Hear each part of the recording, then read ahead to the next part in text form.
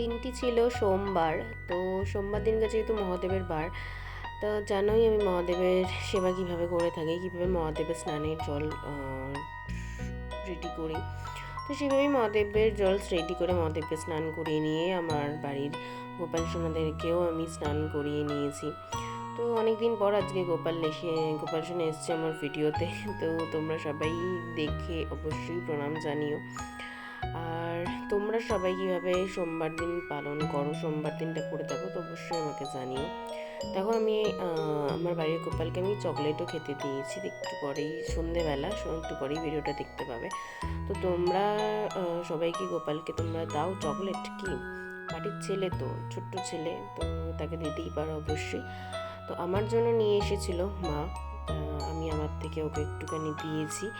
দেখো গোপালকে চকলেট আমি নিজের হাতে ওকে খাইয়েছি, চকলেট জল, সন্ধ্যাবেলা টিফিন করেছে সে। তো এই ছোট্ট মিনি ব্লগটা তোমাদের কেমন লাগলো সেটা অবশ্যই আমাকে কমেন্ট করে জানিও। যদি ভালো লেগে থাকে লাইক করে চ্যানেলটা সাবস্ক্রাইব করে চ্যানেলের পাশে থেকো।